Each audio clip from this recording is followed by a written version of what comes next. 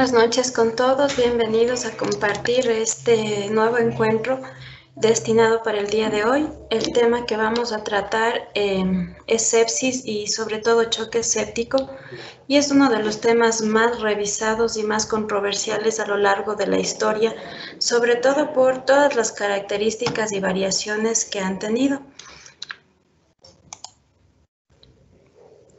Si empezamos a revisar, sobre todo la definición ha ido cambiando en todas las revisiones y en todas las actualizaciones.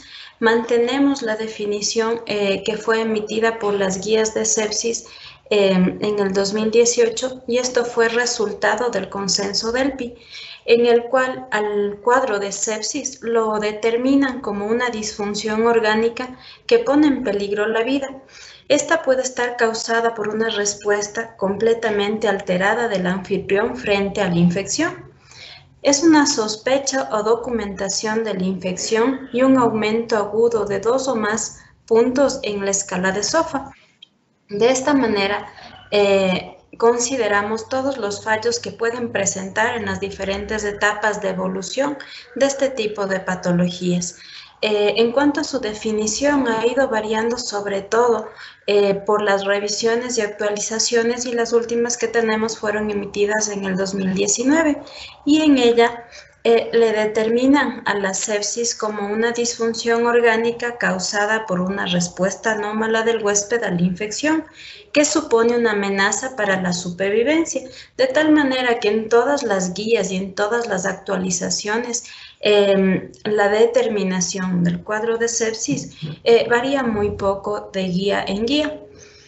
El choque séptico, en cambio, ya es un cuadro o una complicación del proceso de sepsis, y se le determina por la necesidad de la utilización de los medicamentos denominados vasopresores, que van a tener una finalidad: mantener una tensión arterial media mayor de 65 milímetros de mercurio, y sobre todo la presencia de lactato. Si está mayor a 2, esto representa que los pacientes que tienen un cuadro de sepsis asociado al cuadro de choque van a estar alrededor de una mortalidad del 40%, y esta cifra va a ir subiendo en relación a el tipo de atención que cada uno de los pacientes pueda tener acceso a recibir, y sobre todo a la intervención temprana o tardía de todas las actividades o protocolos que deben implementarse de forma temprana, que es el objetivo de la reanimación. La infección no complicada es otro término que ahora se está utilizando, y esta está relacionada a todos los cuadros que están definidos como sepsis por cumplir con los criterios de SIRS, pero sin falla orgánica.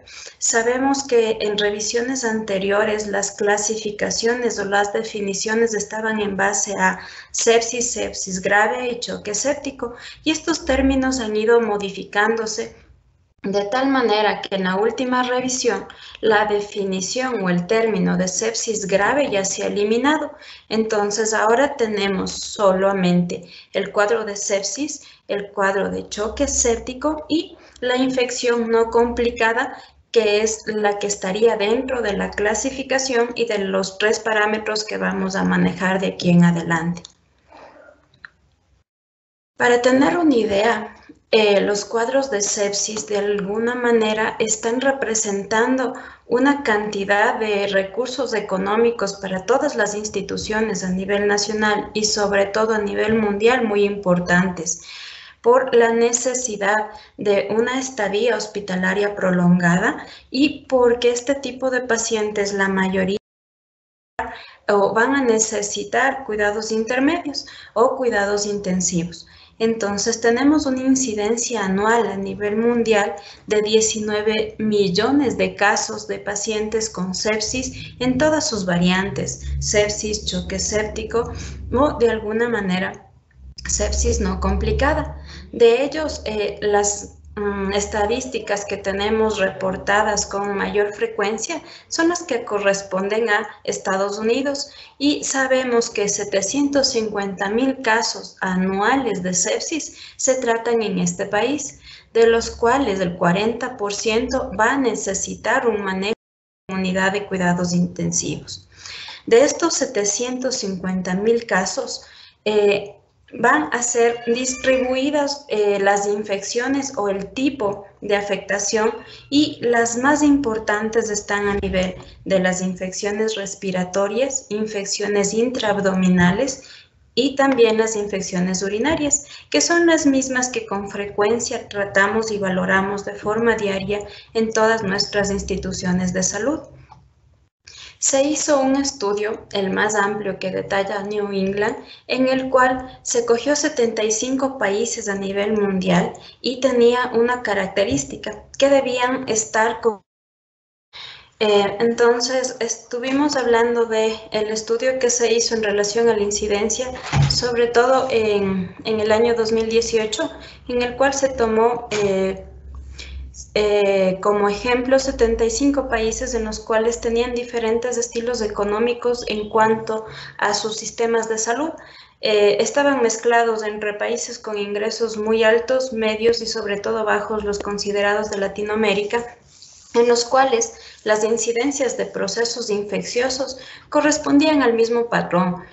Las infecciones respiratorias, intraabdominales y urinarias fueron las que lideraban las listas de procesos infecciosos, de tal manera que el total de pacientes con procesos sépticos, el 62% correspondía a gérmenes gram negativos, el 47% a gérmenes gram positivos y un 19% obedecían a infecciones causadas por hongos.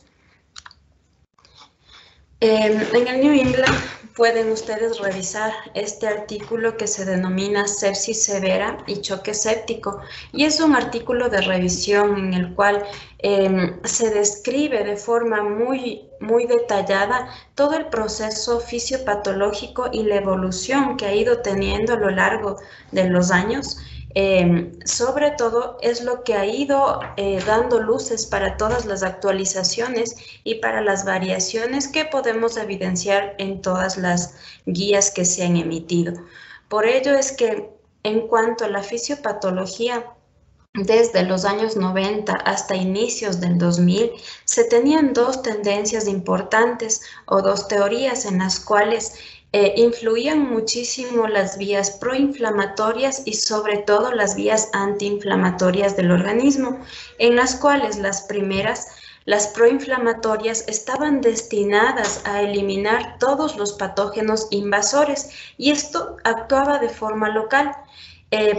Si de pronto todo este proceso de eliminación de patógenos no era eficaz para defender a nuestro organismo de todos los intrusos, se producía un daño tisular, mientras que la tendencia antiinflamatoria lo que buscaba es limitar la lesión tisular local y luego sistémica con mayor susceptibilidad a infecciones secundarias, de tal manera que la sepsis era una cascada continua de vías proinflamatorias y antiinflamatorias que empezaban a activarse al tener el contacto con cualquiera de los patógenos que pudiera infectar al ser humano.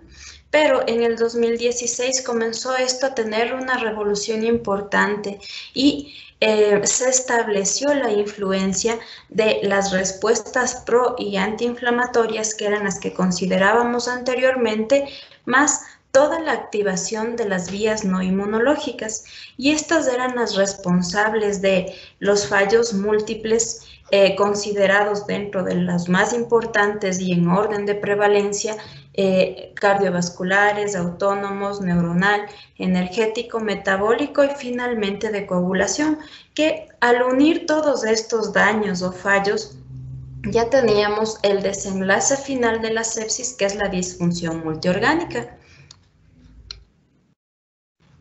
Dentro de todas estas teorías necesitamos conocer sobre la respuesta del anfitrión, que empieza determinando los factores importantes para producir este tipo de infecciones. Dentro de los factores, los primeros o los que de alguna manera condicionan la severidad de la infección son los predisponentes del paciente. Y estos factores son sobre todo los que están ligados a todo proceso que va a causar un sistema de inmunocompetencia. Entre ellos se destacan las enfermedades crónicas o las enfermedades infecciosas. Entre ellas, las más importantes tendríamos el VIH, la hipertensión arterial, la diabetes mellitus, procesos de cáncer, sobre todo en etapas ya terminales, y las características genéticas de cada individuo, que son los que comienzan a denominar los polimorfismos genéticos, que ya empezó desde el 2016 a describirse, pero ahora con todo el repunte del COVID, empezó realmente a entenderse lo que consideramos como polimorfismo genético, que hace que todas las personas de forma diferente puedan reaccionar a un mismo patógeno, y depende de ello la severidad de cada cuadro. Dentro de estos factores también tenemos la probabilidad de disfunción orgánica, y esto más bien está relacionado a la composición genética, al estado de salud de cada persona y a factores que no podemos cambiar, como la edad, el sexo y la raza. Mientras que los factores que ya van a depender del patógeno causante del proceso infeccioso están relacionados a la carga y sobre todo a la virulencia del patógeno, para empezar a desarrollar todo un sinnúmero de eventos fisiopatológicos que finalmente nos deben a un daño tisular. La inmunidad innata es una de las teorías que más intervienen en este proceso de sepsis y de choque séptico, en el cual el organismo necesita como primer episodio tener el contacto con cualquiera de los patógenos causantes, que pueden ser microorganismos como bacterias, virus, hongos, y de esta manera va a empezar a activar las células inmunitarias. Dentro de estas células, las más importantes o las que se activan en mayor cantidad se encuentran los macrófagos, de tal manera que comienzan a tener una interacción con los receptores. Estos receptores, que se encuentran en la superficie de las células que toman contacto con los patógenos, empiezan a desarrollar uno de los mecanismos más importantes, que se denominan el reconocimiento de patrones. Es decir, determinar a una célula como sana, o determinar a una célula que está afectada con el patógeno inicial, y empieza a aumentar la producción, sobre todo de receptores. Entre los más importantes y los que realmente van a causar impacto en este proceso de sepsis, tenemos los receptores tipo TORCH, la lecitina tipo C, el receptor 1AC, retinoico, y sobre todo los receptores de dominio, que van a ser los encargados en diferentes etapas de la enfermedad de comenzar a reconocer todos estos tipos de células o de microorganismos ajenos a nuestro organismo y formar complejos, los cuales mediante unión de proteínas se denominan los complejos proteicos inflamasomas. Estos, al reconocer al microorganismo como agente agresor, desarrollan unos patrones moleculares asociados, y estos generalmente son los que determinan el patrón de daño celular, llamados también alarminas.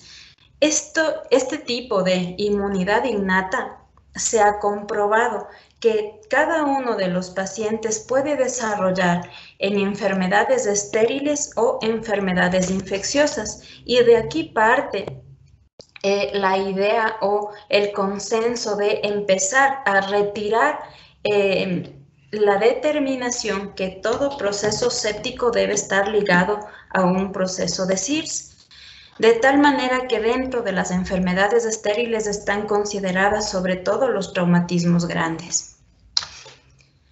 Vamos a tener también unas anomalías de la coagulación, y estos son los que finalmente la secuencia de eventos nos pueden llevar a presentar una coagulación intravascular diseminada. El exceso, sobre todo, linfocitos de fibrina, impulsados por la acción del factor de necrosis tumoral, que es el que aumenta en cantidad, activa la glicoproteína transmembrana. Y esta a su vez va a actuar a nivel de la proteína C, de la antitrombina y de la fibrina, uniéndose a los receptores de proteasas, y son los que comienzan a alterar todo el proceso de la coagulación y el proceso de la inflamación. Por eso es que la sepsis es un cuadro en el cual el organismo va a comenzar a desarrollar un proceso de inflamación exagerada que finalmente va a caer en un proceso de alteración de todos los trastornos de la coagulación. La disfunción orgánica, al ser una de las etapas finales, va a empezar o va a estar determinada por una hipotensión prolongada que llevará a la deformidad de los glóbulos rojos, a la trombosis microvascular, unida a la inflamación y al daño mitocondrial. Todos estos eventos van a llevar a la disminución del aporte de oxígeno a nivel tisular, que si no se corrige de manera temprana, nos llevará finalmente al daño celular. Por eso es que la sepsis y el choque séptico ya está determinado por la afectación o fallas multiorgánicas. En el proceso de sepsis necesitamos tener muy claro que el consumo de oxígeno y la demanda de oxígeno a nivel de los tejidos empieza a aumentar, y esto está denominado como VO2, mientras que si el consumo y la demanda incrementa, el organismo, como mecanismo de compensación, va a hacer que el transporte de oxígeno también se incremente para tratar de compensar, y a este transporte de oxígeno se denomina el DO2. Toda la alteración en este equilibrio entre el transporte y el consumo y la demanda de oxígeno es lo que determina la presencia de una disoxia tisular. Dentro de las manifestaciones y mecanismos de hipoperfusión en el choque séptico, tenemos sobre todo el síndrome a medida que va prolongándose en el tiempo, que puede ser inicialmente de choque y al final la falla multiorgánica, los mecanismos de hipoperfusión y sobre todo los parámetros de hipoperfusión. Entonces, dentro de las etapas iniciales del choque, necesitamos una reanimación temprana que evitará o de alguna manera nos llevará a que el paciente entre o llegue a necesitar una ventilación mecánica. Generalmente, dentro de todos los procedimientos que implica asegurar una vía aérea definitiva, se debe empezar ya la reanimación y luego evaluar todos los episodios de posreanimación. Dentro de los mecanismos de hipoperfusión vamos a tener hipoperfusión por hipovolemia en etapas iniciales, hipoperfusión por vasoplejía, que es lo que caracteriza los procesos sépticos, más disfunción miocárdica, hipoperfusión por falla microcirculatoria y hipoperfusión más disfunción mitocondrial. Al llegar a esta última etapa y ya tener daño a nivel de la mitocondria, que es la que está continuamente produciendo energía dentro de la célula, empezamos a tener ya choque refractario y sobre todo el síndrome de falla multiorgánica.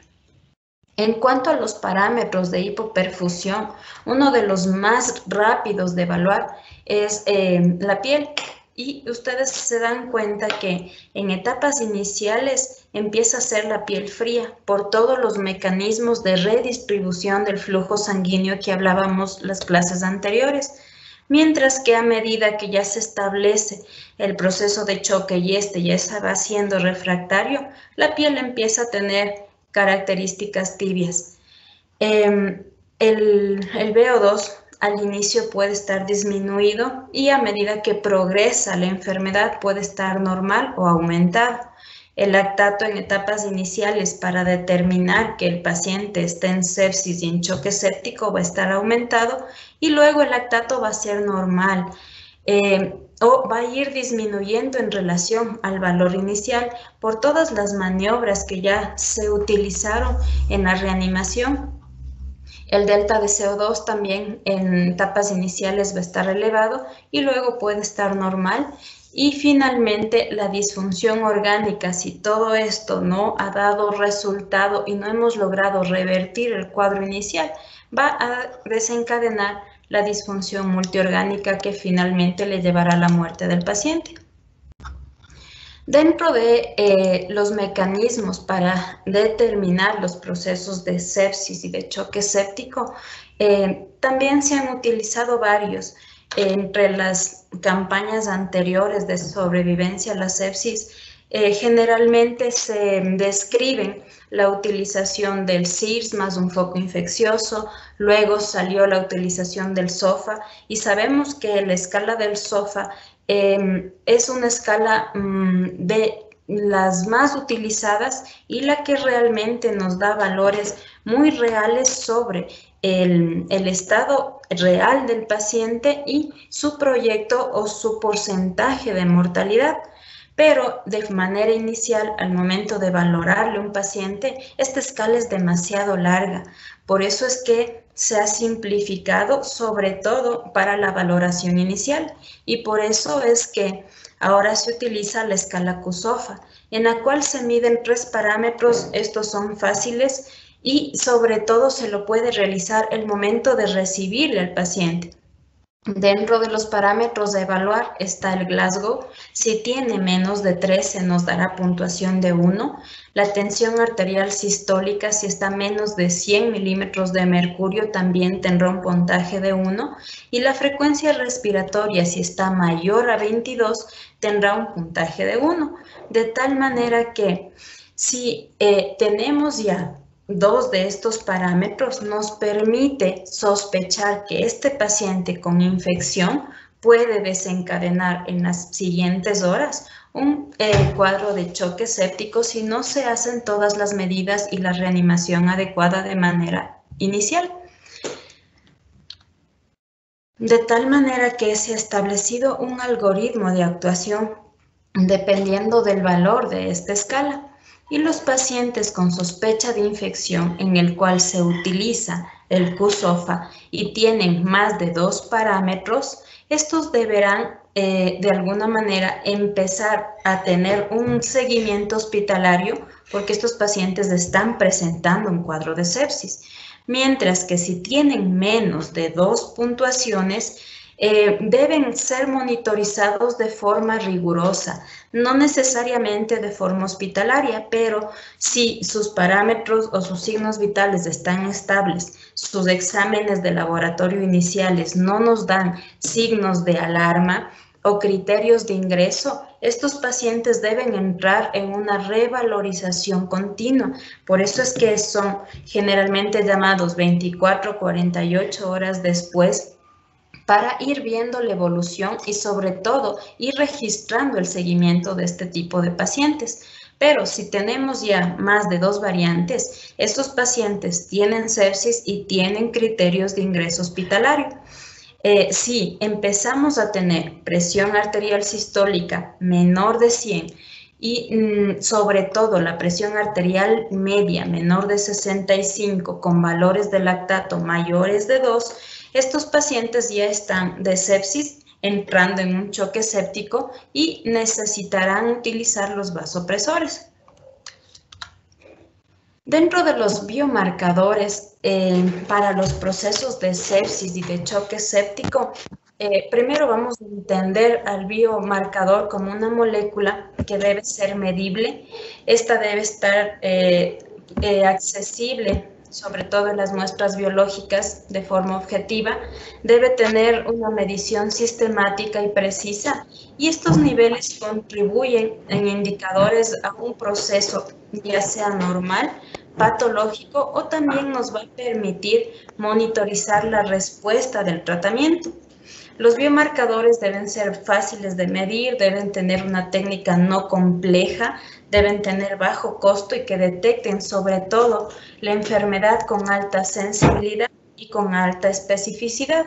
Por eso es que los biomarcadores generalmente se utilizan en la mayoría desde el segundo nivel. biomarcadores tenemos la procalcitonina, el PCR y el lactato. Y vamos a ir revisando cada uno la utilidad y cómo debe hacerse el seguimiento. En cuanto a estos biomarcadores, están clasificados por grupos. Las citoquinas, que pueden ser medidas la interleuquina 6, la interleuquina 8, la 10 y el factor de necrosis tumoral, que son los que están determinados o son los que nos recomiendan en la mayoría de guías de actuación. Los reactantes de fase aguda, sobre todo el PCR, la procalcitonina, la proteína fijadora de lipopolisacáridos y la pentraxina 3. De estos, los dos primeros son los que se disponen con mayor frecuencia en las instituciones de salud, sobre todo a nivel público. Los receptores de superficie celular, en los cuales describen la fracción soluble del CD4, la fracción soluble del receptor de activación mieloide, la CD6 y sobre todo este SUPA, que es el activador del receptor del plasminógeno. En cuanto a la activación del endotelio, también se puede hacer la medición, y los que están relacionados con la vasodilatación, que es la fracción media de la proadenomedarina y la copentina. Estos no disponemos nosotros de forma rutinaria, pero lo más frecuente es utilizar el lactato, el PCR y la procalcitonina, que están dentro de los algoritmos de la mayoría de instituciones de salud, que me imagino que ustedes también lo manejan.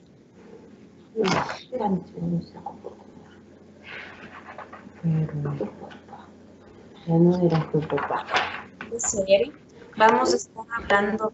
No sé si alguien tiene activado el micrófono, que haga el favor de apagarlo. Si empezamos a hablar del PCR dentro de los biomarcadores, sabemos que la determinación de este examen es muy inespecífica. Esto lo que va a hacer es determinar las citoquinas proinflamatorias, y al ser citoquinas proinflamatorias van a estar asociadas a cualquier proceso fisiopatológico de inflamación que no especifique procesos infecciosos, pero está ligada ya a todo el cuadro clínico y sobre todo a un foco infeccioso establecido, nos va a contribuir sobre todo a determinar el comportamiento de cada uno de los patrones de infección. Si el paciente está con procesos de fiebre, el PCR puede determinarnos valores de 8 miligramos sobre decilitro, y asociados de estos dos nos van a dar el 100% de confirmación de una infección. Si de pronto el paciente tiene fiebre y el valor de PCR es mayor a 18, ya no solo podremos establecer que el paciente tiene un foco infeccioso, sino que el paciente ya está dentro de un proceso séptico. Este PCR tiene una sensibilidad del 86% y una especificidad del 97%. Es decir, se puede utilizar para, unido a todo el escalón diagnóstico, poder establecer el diagnóstico inicial y sobre todo el seguimiento. La procalcitonina es uno de los marcadores más utilizados también. Debemos tener en cuenta que este empieza a elevarse entre las 2 y las 4 primeras horas y alcanza su pico máximo a las 24 horas del proceso establecido. Y tenemos algunas determinaciones en cuanto a estados de sepsis dependiendo del valor. La procalcitonina, si dentro de sus reportes está en valores de entre 0.05 y 0.5, nos está orientando a que estamos frente a una respuesta inflamatoria, pero esta es leve. Si sus valores están entre 0.5 y 2, estamos hablando de que el paciente posiblemente ya está en un cuadro de sepsis. Si está entre 2 y 10, el paciente es muy probable que de sepsis vaya a desencadenar ya un choque séptico, y si es mayor de 10, obviamente este paciente ya es en todas las implicaciones clínicas que requieran un choque séptico. El uso de la procalcitonina como diagnóstico de sepsis y de choque séptico es uno de los temas más estudiados y más discutidos. El último que se ha publicado es justo este, que es el que van a encontrar dentro de la revista de infectología colombiana, que es la última que se describe hace 2 meses dentro de nuestra región. Y como conclusión de esta revisión sistemática y también considerada como metaanálisis, tenemos que la procalcitonina es una prueba diagnóstica con un buen rendimiento para procesos de sepsis y choque séptico, sobre todo en pacientes adultos. La prueba se considera adecuada para el escenario de sepsis según las nuevas definiciones, por eso es que se considera uno de los biomarcadores más representativos, útiles y sobre todo los que deberían determinar no solo el diagnóstico del proceso de sepsis, sino también el que nos orienta hacia el tipo de reanimación que hemos realizado y sobre todo nos proyecta el porcentaje de mortalidad que nuestro paciente puede estar presentando. La procalcitonina se debe pedir de forma inicial y se va a hacer la curva a las 24 horas, 48 horas o 72 horas, dependiendo de la severidad. Si la procalcitonina en el transcurso de este tiempo va disminuyendo, es un signo de que todas las intervenciones terapéuticas que se han realizado fueron las correctas y que el porcentaje de mortalidad de este paciente va a ir disminuyendo. Al contrario, que si la procalcitonina de manera inicial se encuentra elevada, le hago el control a las 48 horas, luego a las 72 horas y cada vez que voy determinando este biomarcador, el valor es mucho más alto, eso quiere decir que el paciente no está respondiendo a la reanimación o que la reanimación no es la correcta, o que el paciente esté en un estado ya de choque refractario y el porcentaje de mortalidad de este tipo de pacientes es extremadamente alto. El lactato es otro de los biomarcadores considerados como predictor de la mortalidad en pacientes con choque séptico y ustedes van a ver que el valor del lactato sérico inicialmente al estar mayor de 2 ya nos está llevando a que este paciente está en un estado de choque y finalmente si esto no revertimos, el paciente va a desencadenar un síndrome de disfunción multiorgánica y el porcentaje de mortalidad va a estar demasiado alto. Ustedes se van a dar cuenta la curva de especificidad y de susceptibilidad del examen, por ello es que el lactato es uno de los biomarcadores más utilizados y es el que todas las guías nos recomienda como un valor a seguir, sobre todo en las primeras horas, para ir valorando la respuesta del paciente a todas las medidas de reanimación. En cuanto al manejo, en sepsis se ha hablado muchísimo y ustedes conocen todas las versiones de la campaña de sobrevivencia de la sepsis, desde la del 2004 hasta la última que salió en el 2018, han ido cambiando ciertas cosas, pero ¿por qué la campaña de supervivencia de la sepsis ha ido quedando un poco de lado? Sobre todo porque comenzaron a tener conflictos de interés en la utilización, sobre todo de exclusivamente el catéter venoso central y empezar a completar o empezar a tener ciertos objetivos en la reanimación. Pero luego, en el 2016, salió la nueva guía que se conoce como la de NICE y esta comenzó a tener todos los puntos de controversia con la campaña de supervivencia de sepsis y empezaron a determinar si realmente todo el manejo inicial, que era cumplir las metas establecidas dentro de la campaña de supervivencia, realmente era la que determinaba o no el porcentaje de mortalidad de los pacientes, o El otro grupo de pacientes que indeterminadamente, sin recibir, sin la colocación del catéter venoso central y sin cumplir todos los pasos que se establecían en la campaña de supervivencia, tenían mayor o menor mortalidad. Hicieron estudios muy grandes comparativos en los cuales los dos grupos tuvieron el mismo porcentaje de mortalidad, los que realmente cumplieron los objetivos y los que no lo cumplieron, de tal manera que desde ahí, en el 2016, comenzó a utilizarse la reanimación más bien establecida por protocolos y no la que establece en la campaña de supervivencia, ya que los datos de mortalidad no fueron estadísticamente significativos. Dentro de lo recomendado siempre en el manejo inicial de pacientes con sepsis o con choque séptico, tenemos que de manera inicial el paciente debe tener una medición del lactato arterial.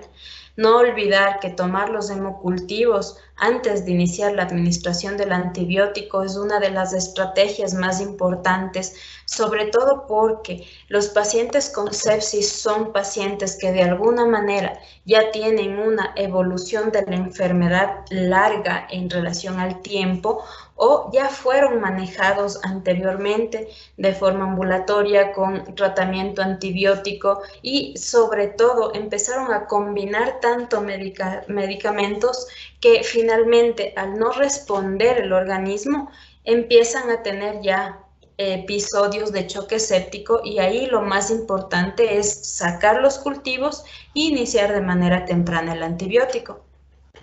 Los antibióticos que se deben utilizar en pacientes sépticos y sobre todo en choque séptico van a ser de amplio espectro, con una consideración que deben estar dentro de las primeras 3 horas cuando entran en un servicio de urgencias. Estas 3 horas las determinan sobre todo porque en la mayoría de instituciones no tienen la facilidad de acceder a las pruebas de laboratorio, a las pruebas de imagen que de alguna manera determinen o lleguen a establecer cuál es el foco infeccioso, o dentro de la primera hora si este paciente ya está en una unidad de cuidados críticos.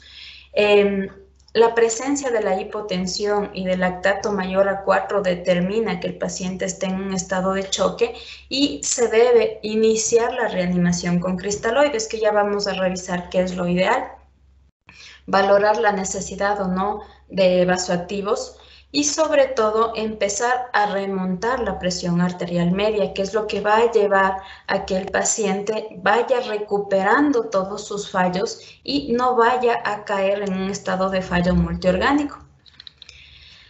La reanimación hídrica dentro de las primeras actividades en la reanimación inicial ha tenido también varios episodios y varias controversias. La reposición de cristaloides en bolos iniciales durante los 15 minutos, lo que se considera adecuado son la utilización de los microbolos, es decir, no administrar volúmenes grandes en etapas o en tiempo corto. Evaluar la necesidad de la administración de un segundo bolo e ir viendo cómo se modifican todos los parámetros hemodinámicos y sobre todo calcular la infusión de líquidos que en procesos de choque se calcula a 30 ml por kilogramo de peso, pero esto, como decíamos en las clases anteriores, deben ser distribuidos dependiendo de las características del paciente y sobre todo de sus comorbilidades para fraccionar toda esta cantidad de líquidos y ir administrando de manera racional. Uno de los estudios más grandes que describe el New England es sobre todo si la resucitación de pacientes guiados por un algoritmo o para cumplir las metas iban de alguna manera a diferenciar la evolución y sobre todo la sobrevida. Lo que se valoró es si reducía la mortalidad en pacientes que acuden al servicio de urgencias con choque séptico y se realizó el estudio que es prospectivo, aleatorizado, multicéntrico entre el 2008 y el 2014. Se toma este estudio como referencia porque es uno de los más grandes que se ha hecho hasta la actualidad, porque tomó 31 centros de Estados Unidos y involucró a 1.600 pacientes, en el cual tuvo un punto principal que era determinar la muerte a los 90 días y los puntos secundarios en los cuales se iba a evidenciar el tiempo de supervivencia, la mortalidad de pacientes en unidades de cuidados intensivos y la mortalidad a los 28, 60 y 90 días. De tal manera que si ustedes se fijan en el cuadro, tenemos los dos grupos en los cuales se valoró como variables la edad sin significación importante, el sexo, igual tenemos valores semejantes, la escala de Apache, tienen valores semejantes y el valor del lactato. Entonces, de aquí podemos determinar los resultados. Dentro del punto primario, que es la mortalidad a los 90 días, en un grupo que sí cumplió los objetivos tenemos el 18.6% y en el otro que no lo cumplió tenemos el 18.8%, de tal manera que dentro de los puntos primarios y secundarios a medir no hubo una significación estadística que realmente demuestre que va a cambiar el porcentaje de mortalidad de los pacientes. Por ello es que todos los objetivos que determinaban la campaña de supervivencia de la sepsis de alguna manera han ido cambiando. Lo que sí va a cambiar de forma notoria la supervivencia en este tipo de pacientes es la administración del antibiótico.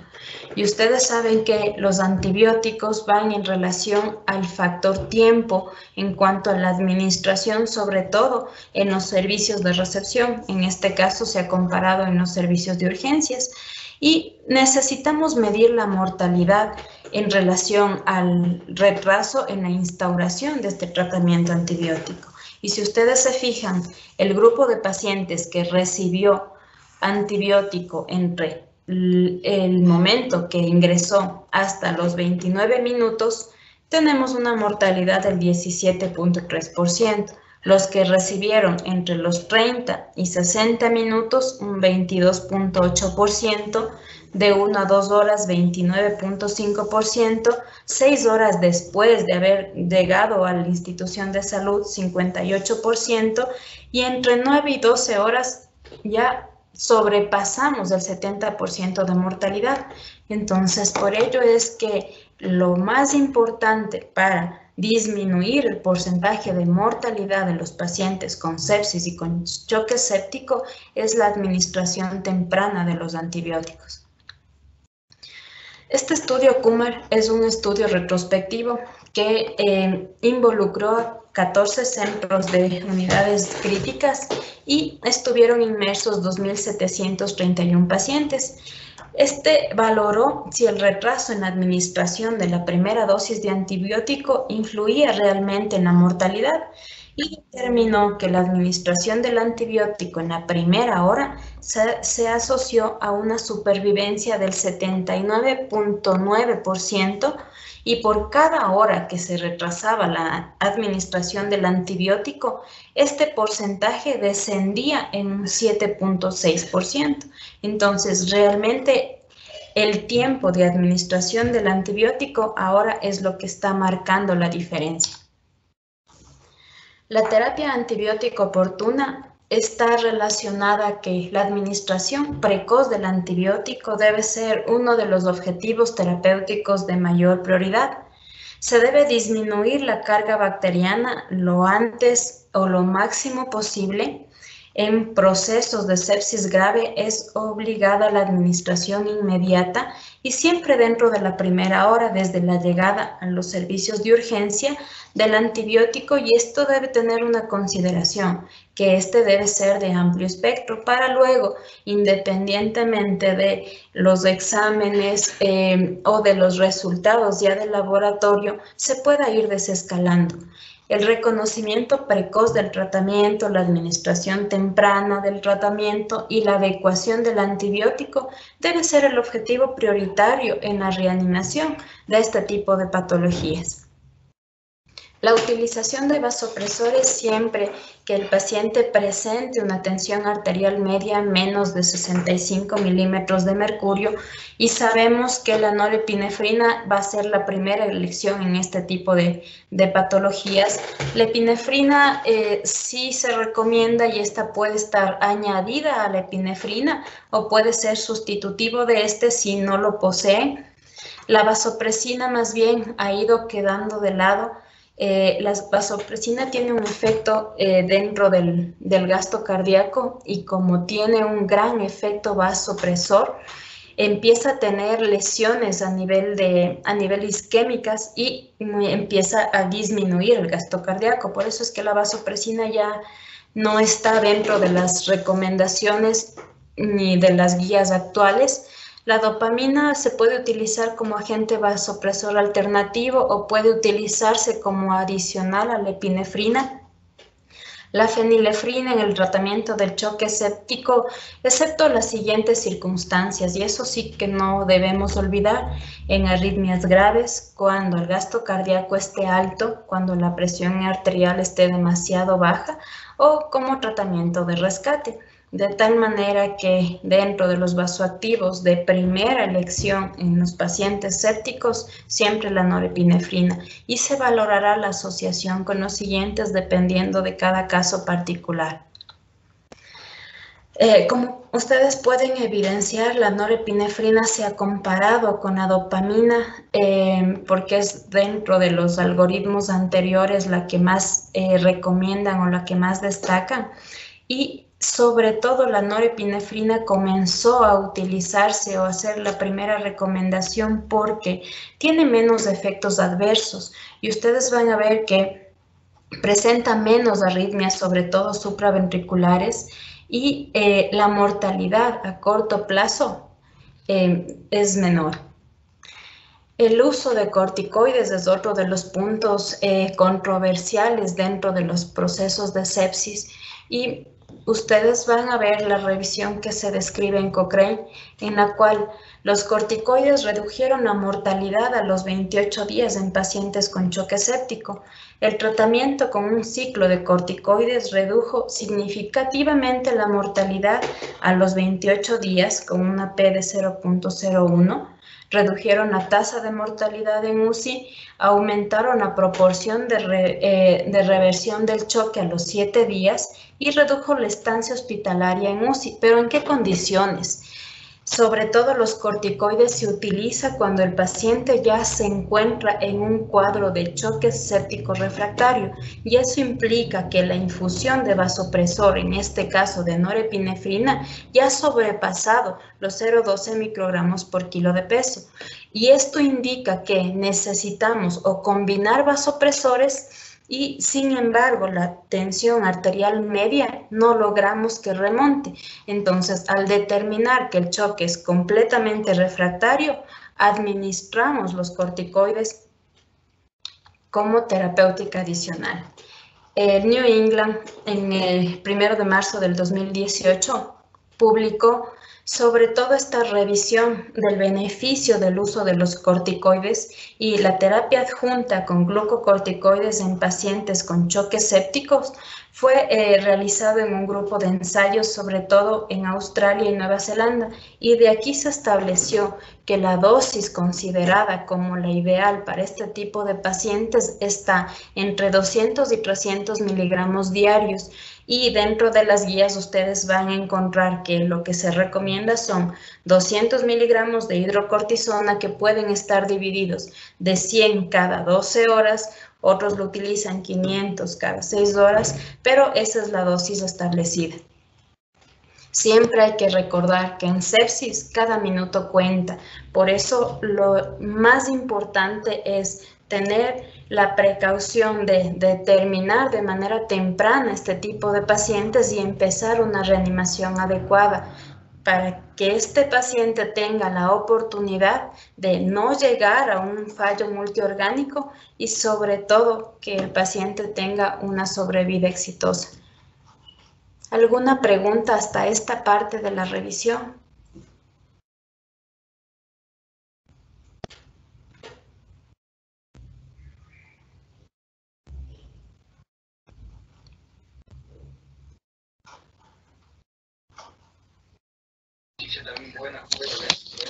Doctora, por favor, en relación a la coagulopatía, ¿cuáles son la manifestación clínica o la sintomatología de estos pacientes, por favor?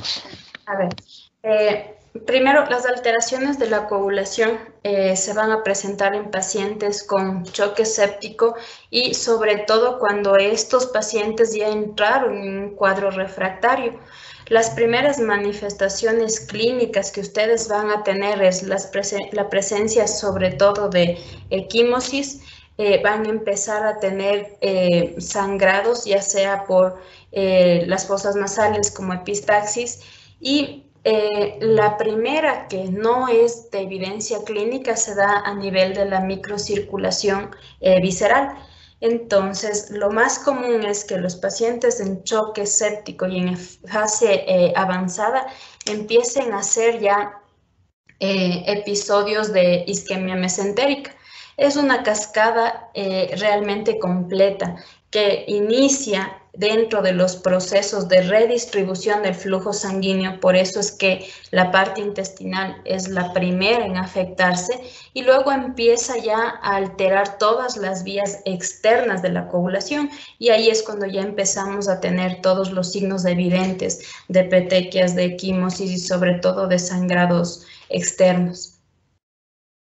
Igual que ustedes pueden ir corroborando que el paciente, entre más crítico dentro de su estado de choque, van a empezar a tener la prolongación de los tiempos de coagulación.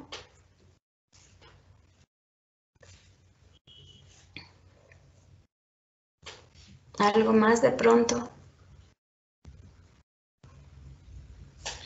Gracias, doctora. En relación a los pacientes que están con COVID, ¿es lo misma clínica la coagulopatía? Porque es una de las fases, ¿no? Que terminan estos pacientes que tienen COVID, ¿no? ¿O hay Ahora, alguna diferencia aparte, tal vez?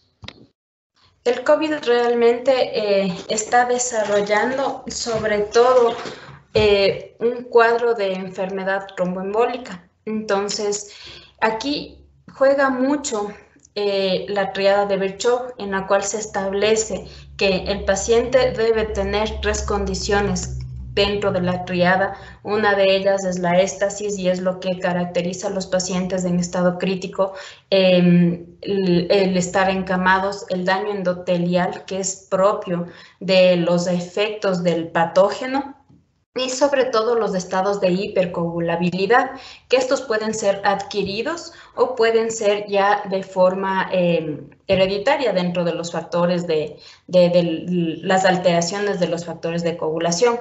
En el COVID se liga esta triada de Virchow a todo el desenlace que se une con la alteración de las vías de la coagulación, de tal manera que ellos tienen un porcentaje, una capacidad de producir trombos mayor a los que tienen otro tipo de infecciones. Entonces, dentro de las complicaciones de los pacientes con infección por COVID-19 están todas las enfermedades consideradas dentro de este grupo de enfermedades tromboembólicas, dentro de las cuales está el accidente cerebrovascular, la trombosis venosa profunda y sobre todo la tromboembolia pulmonar, que son las que caracterizan ciertas condiciones específicas de cada uno de estos pacientes.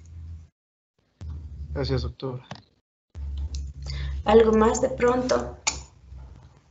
Si no hay ninguna otra duda, pasaríamos a la segunda parte de lo preparado para hoy, y es más o menos ir relacionando todo lo revisado con un caso clínico, en donde ustedes van a tener la oportunidad de ir revisando y ir participando de manera un poquito más activa. Déjenme compartir el caso para poder analizar con ustedes.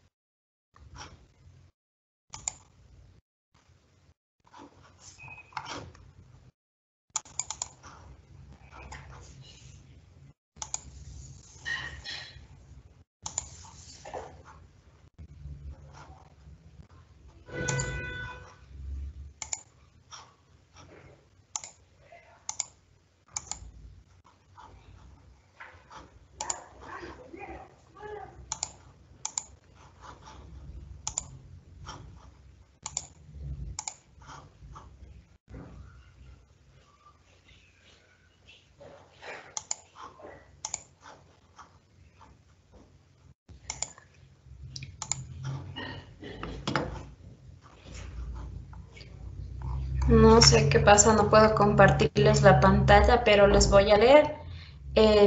Vamos a tratar sobre un paciente de 45 años de edad que manejaba su motocicleta en la esquina de su casa. Es impactado por un vehículo en movimiento en la parte frontal, saliendo expedido de la calzada, recibe impacto a nivel del hemicuerpo derecho. Presenta dolor de gran intensidad a nivel del tórax, se incrementa con los movimientos respiratorios, el paciente empieza a presentar cianosis distal, dificultad respiratoria. Los signos vitales al momento de la llegada al hospital es de Glasgow de 13, una tensión arterial de 90-60, una frecuencia cardíaca de 120, respiratoria de 35 y tiene una saturación de 70% aire ambiente. Hasta ahí les pediría a ustedes que iríamos de alguna manera conversando sobre la agrupación sindrómica, sobre qué cuadro estamos abordando y cuál sería el manejo inicial.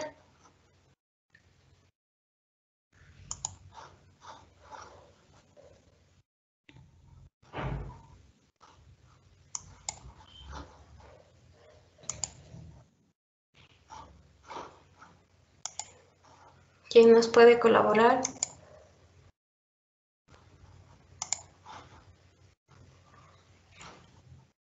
Podemos estar frente a un neumotórax de tensión por el cuadro clínico presentado, la cinemática del accidente, el dolor del tórax, los movimientos respiratorios anormales, la cianosis distal, el Glasgow de 13, la tensión arterial baja y la frecuencia cardíaca elevada.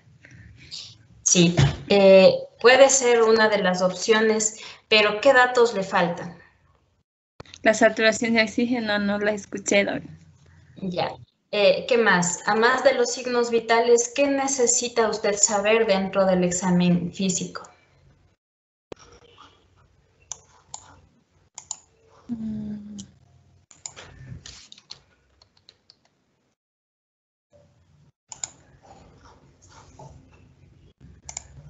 Pregunte todo lo que le haga falta.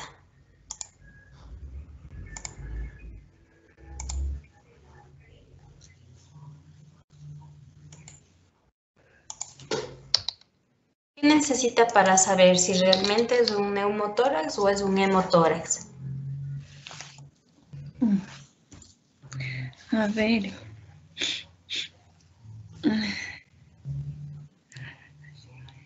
El examen físico.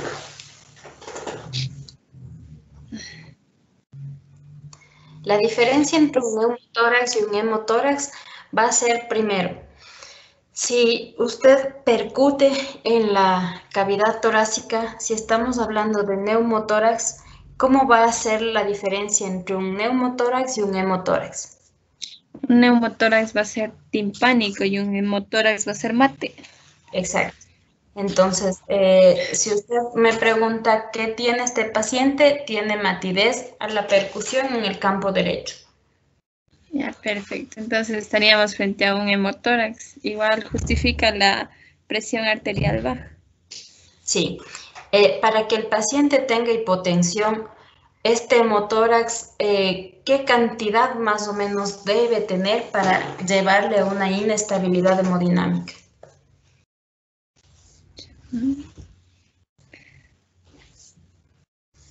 ¿Cómo qué cantidad de sangre perdida? Sí.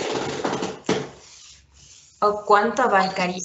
Normalmente los procesos de hemotórax se van considerando dependiente de la cantidad o de cuánto abarcan dentro del campo pulmonar. Si usted tiene matidez en todo el campo, estamos considerando que es un hemotórax grande y esto es lo que justifica de alguna manera que este paciente empiece a tener alteraciones primero a nivel de su parte ventilatoria y luego a nivel de su hemodinamia, porque ya van a causar cierta inestabilidad. A diferencia de un hemotórax pequeño que pueda localizarse a nivel de la base, que al examen físico sí se pueda determinar mediante diversos signos, como sobre todo la matidez. Si usted ausculta el murmullo vesicular va a estar disminuido, pero de alguna manera no tiene ni repercusión ventilatoria ni repercusión hemodinámica. Entonces, si este paciente tiene taquipnia, tiene desaturación, tiene hipotensión, lo más probable de manera inicial al momento de empezar a valorarle al paciente es que este hemotórax es considerable. Entonces son signos que con solo el examen físico ya nos orientan a la severidad del problema. ¿Qué más le haría falta en este caso?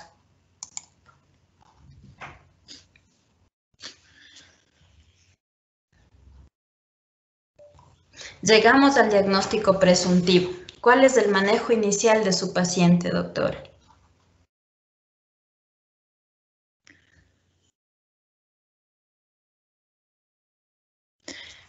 Bueno, ahí ya vamos a estabilizar al paciente en dependencia. Él llegó ya al hospital o al centro hospitalario o está en la calle. Está ya en el hospital y usted está en un hospital de segundo nivel. ¿A dónde le ubica? Cuarto crítico. Sí, este paciente necesariamente debe ir a una unidad que cuente con una monitorización, debe estar en el área crítica para de alguna manera empezar a desarrollar todo el protocolo de acciones iniciales. Entonces, si es un paciente que tiene una disminución del estado de conciencia, ya me orienta que todo su estado hemodinámico ya está afectado. La presión arterial, decíamos en todas las revisiones anteriores, que es uno de los signos vitales que comienzan a alterarse de manera tardía. Es decir, que si ya está hipotenso es porque todos sus mecanismos de defensa del organismo ya fracasaron. La frecuencia respiratoria alta junto con la desaturación ya están avisándonos que tenemos un problema de ventilación y que generalmente debemos buscar ahí el problema. Entonces, de manera rápida, lo que ustedes van a hacer luego de la determinación de los signos vitales es el examen físico. Y en los pacientes con trauma, no saltarse las fases del examen físico. Lo primero es observar, y al observarle al paciente voy a buscar sobre todo lesiones externas y alteraciones en el movimiento respiratorio. Este paciente, por la afectación en su campo derecho y al tener un hemotórax, va a tener la expansibilidad disminuida en ese lugar, en ese hemitórax, primero por las lesiones óseas. Las fracturas costales causan un dolor exquisito y los pacientes comienzan a desarrollar una respiración superficial. Evitan respirar fuerte y profundo para disminuir el efecto del dolor. Entonces, la expansibilidad va a estar disminuida por dos situaciones. La primera como mecanismo reflejo del dolor y la segunda por la ocupación del parénquima pulmonar. Si ya observé que no se mueve de manera normal los dos hemitórax, luego voy a empezar a palpar y la palpación me orienta a que si encuentro crepitación a nivel del campo derecho, voy a tener compromiso de las estructuras óseas, voy a tener fracturas múltiples costales. Luego voy a la auscultación. Si el murmullo vesicular está disminuido, pues me orienta a que ese paciente puede tener alguna ocupación pleural o también ocupación parenquimatosa. Parenquimatosa en el caso de la presencia de contusiones pulmonares. Pero si estamos ya hablando de ocupación pleural, lo que voy a buscar es si este es aire o esto es sangre. De tal manera que paso a la percusión y es lo que me ayuda a determinar entre lo uno y lo otro. Y voy a buscar matidez en el caso de hemotórax o timpanismo en el caso de neumotórax. Y de esa manera empezamos a diferenciar o a separar los diagnósticos diferenciales y podernos quedar con un diagnóstico presuntivo. Dentro del diagnóstico presuntivo, como decía la doctora, tenemos un trauma cerrado de tórax, probablemente fracturas costales múltiples, presencia de un hemotórax y dentro del manejo inicial por la alteración en sus signos vitales, este paciente debe estar en un área crítica donde cuente con monitorización y vamos a empezar la revisión primaria que implica la mnemotecnia ABCD. Dentro de A lo que buscaremos es primero la permeabilidad de la vía aérea y la necesidad de dispositivos de oxígeno. En este caso, ¿cuáles utilizaría? Si la saturación del paciente está en 70 y su frecuencia respiratoria en 35.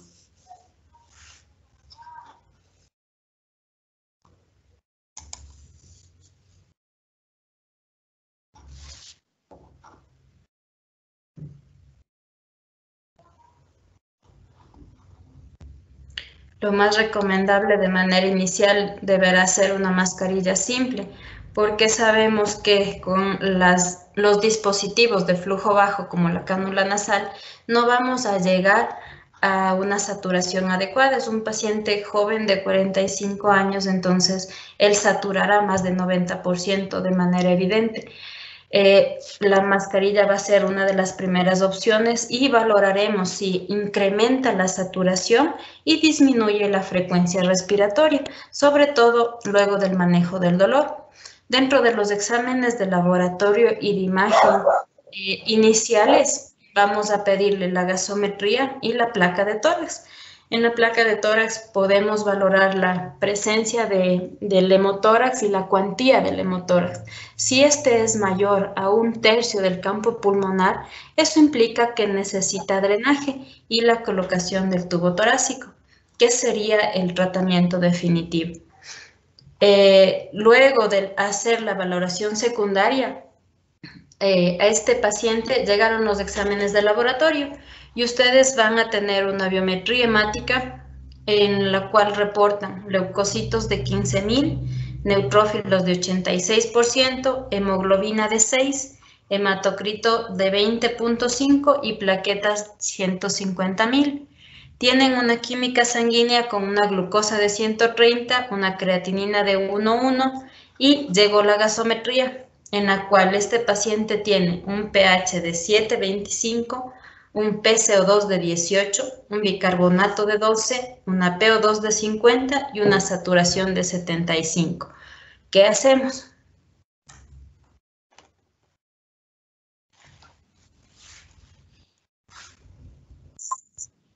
¿Sería un candidato también para pedirle sangre, doctora? Sí. Claro. Entonces, con la radiografía no les puedo compartir la imagen, pero es un paciente que tiene completamente velado el campo pulmonar derecho.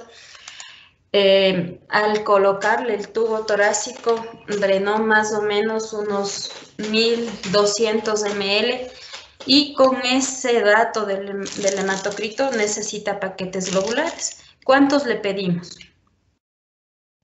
Si el hematocrito está en 21.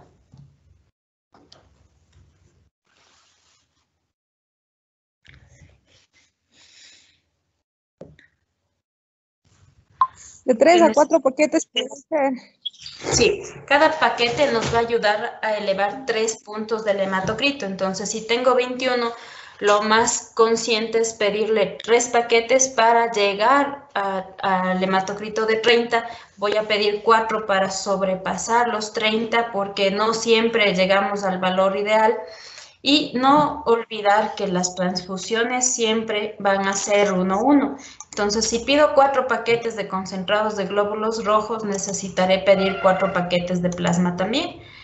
Y con esa consideración, ir haciendo las reposiciones y sobre todo, necesito estar muy pendiente de si mejora el proceso ventilatorio por los resultados que tengo en la gasometría, que pueden ser secundarios a varias cosas.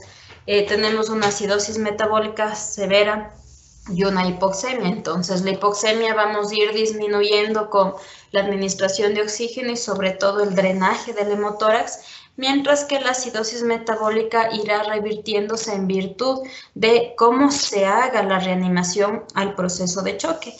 Es un paciente que debe de estar vigilado y generalmente si todas las medidas instauradas están en el tiempo adecuado, revertirá todos los valores de la gasometría en las siguientes horas.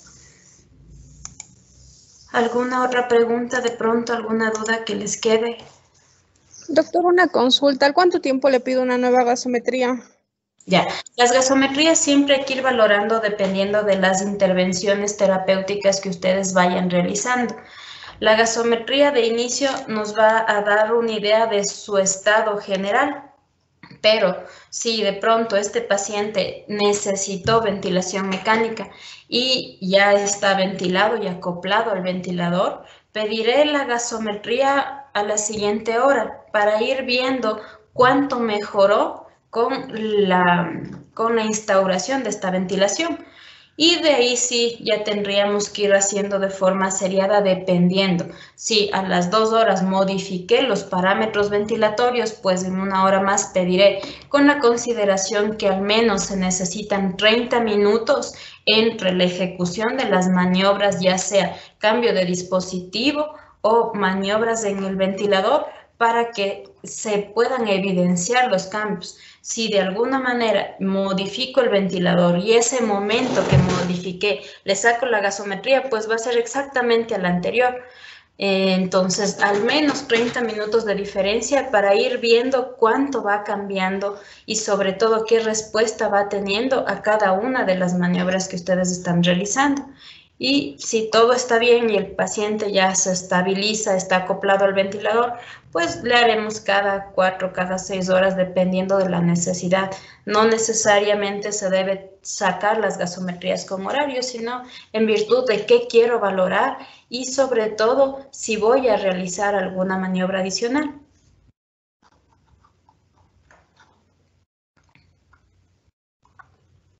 ¿Algo más de pronto?